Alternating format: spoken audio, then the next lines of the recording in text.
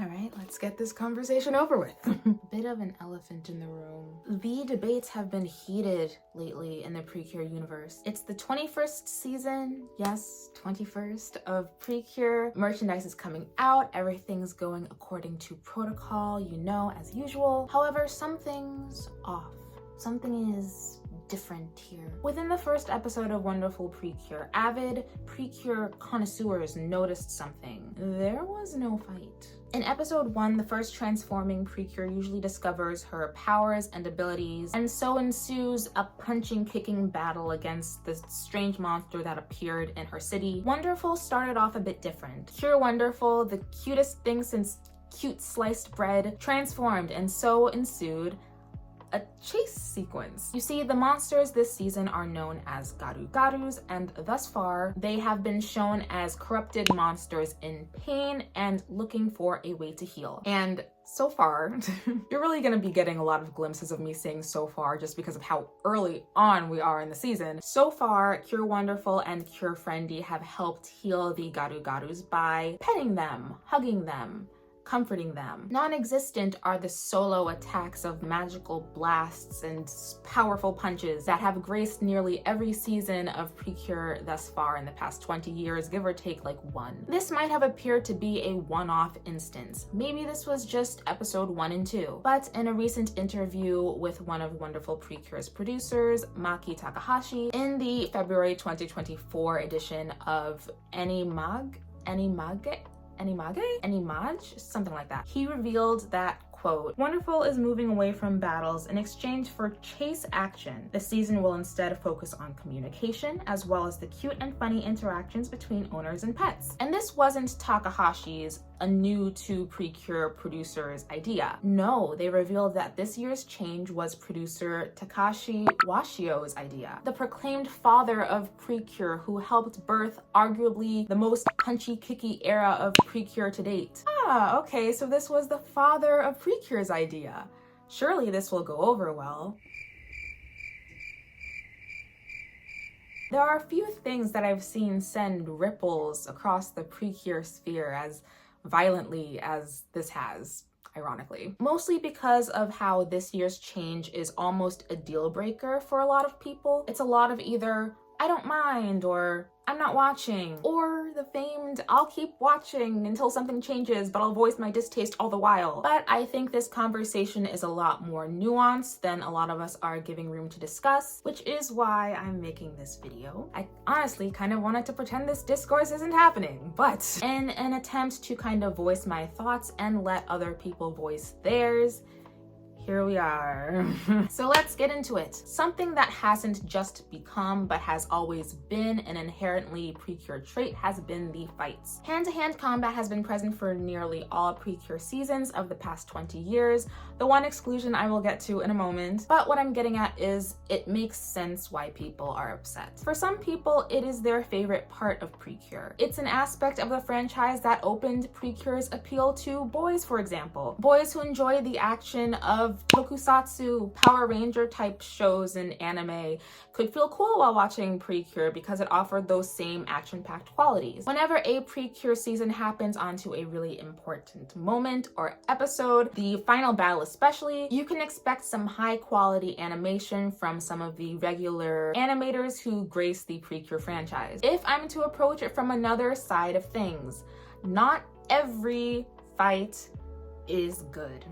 And dare I say, not every fight feels necessary. There have been many times when watching Precure, and maybe this is due to the 48 to 50 episode format, where a fight felt like it was thrown in as an arbitrary fill, or because the animation for the latest Precure attack toy needed to be shown somehow. I feel like there are protocols to meet regarding this that we as the viewers are just never going to know. However, especially in more recent seasons, every now and then we'll get 1 or 2 episodes in a season where there is no fight at all, not even a transformation sequence, and I find episodes like this very refreshing. They're so few and far between, and it feels like a little treat. So how exactly will Wonderful fare with no fights at all? Here's the thing, no fights doesn't necessarily mean no action. From what we've seen, so far. True Wonderful may not be punching the garu-garus, but she's dodging, she's jumping, she's using dynamic movements. And the first episode was definitely animated well for those specific moments. I enjoyed it so much, I didn't really care that there wasn't hand-to-hand combat. And I didn't even realize they don't have solo attacks until 3 weeks in when I saw someone else say that. I can acknowledge these days that I'm not very hard to please when it comes to Precure. I like the outfits. I like the episode. I like the toy. I was definitely more critical between 2013 and 2020, when the most I do was look and see what the new season looks like every February. And up until now regarding Wonderful, the most critical I've been was when Iroha was running after Komugi in episode 2, and I thought the flashbacks ran on for a tad too long. And even then, I didn't voice this complaint on my socials because I don't love voicing my more negative leaning opinions on things when I would much rather focus on what I did like, all of which may be due to some unresolved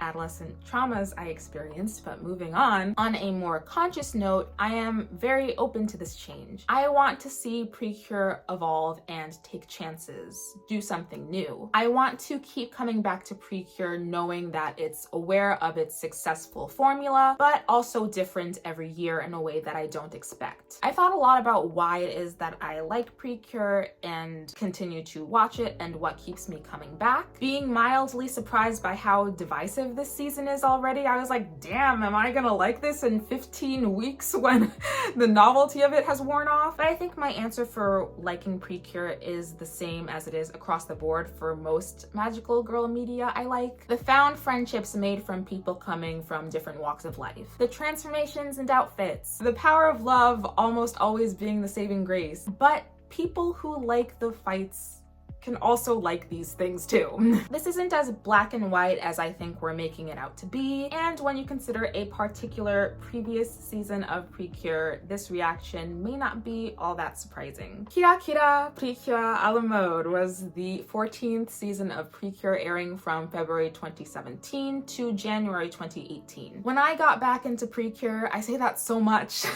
but when I got back into it, I certainly remembered Kira Kira from my only check out the OP and designs escapades. I may or may not have dubbed it the furry season. Not only that, but I got to take wind of a lot of the general opinions of this season years after its air date. You would not believe the amount of "this is the worst season of Precure" comments I saw in passing. It was enough to convince me to say, all right, I won't watch it. And if I do watch it, it's dead last on my list. However, upon hearing the greatness that is Shooby Dooby Sweets time, I decided that a season with an ending like this cannot be all that bad. It's not. There's something. It's not possible. I pretty much spent my summer 2021 watching Kira Kira, and it was among my most enjoyable Precure watch sessions to date. But for those watching this who are unaware, do you know what this season of Precure was lacking that in part gave it this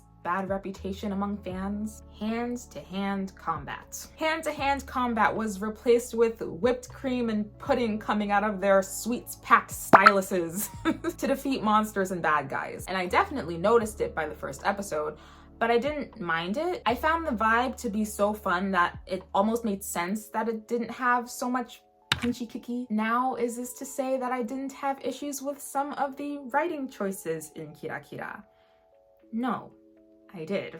But for me, the issues in it just didn't have anything to do with the combat. I just don't think it's that important to me. Oh god, which is weird because it's such an important part of Precure. Don't get me wrong, I get so excited when a big fight is on and the animation gets crazy and Yoshiyama Yu gets in there and gets her cut. It's so exciting. And scenes like that are often what people use as bait to try and get other people to watch Precure. But I'm not convinced yet, we're on episode 4, that I'll dislike Wonderful due to their proclaimed chase action approach. I want to take it as it is so far, and I've been loving it so far, and if I change my mind somewhere down the line, then that's okay. I do implore people and highly respect people who do this, to tap out if you think it's not for you. I do understand the maybe it'll change thinking because it is week 4. I can't say that enough. But if you feel that it's not your vibe somewhere down the line, don't feel bad about not watching it. You can start again next year with a new season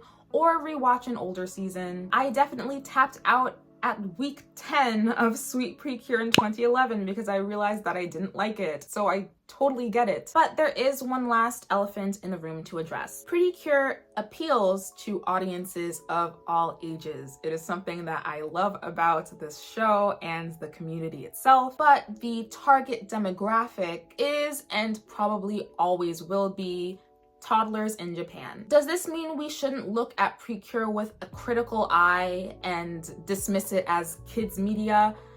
No, of course not. Imagine me, of all people, saying that.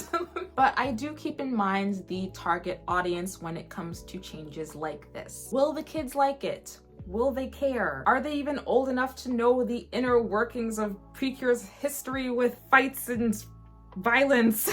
I don't know. It's not likely. Toei Animation is very aware that Precure has an older and more nostalgic demographic of fans who watch the show, and I think what people want is for Toei Animation to cater to them / us sometimes. But while this sometimes happens, that's not going to be expected every year, especially when a theme of healing animals lines up very well with not harming them. I don't think there's any real resolution to this video's conversation. More than anything, I think I wanted to speak my mind once and then never talk about it again. I'm having a lot of fun with Wonderful Precure so far, and I think it's just fine if it's not everyone's cup of tea. I just hope for some more understanding all around and more positive, productive conversation, which I hope you feel you can find here.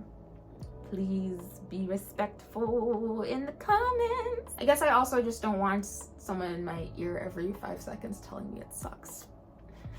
More videos coming this year. This was more of a spontaneous one, but I did a lot of videos like that last year, so I wanted to continue on the more debatey train. The debatey train. My socials are down below. I thank you for watching this, and I thank you for being here. I will see you in the next one. Stay gravy.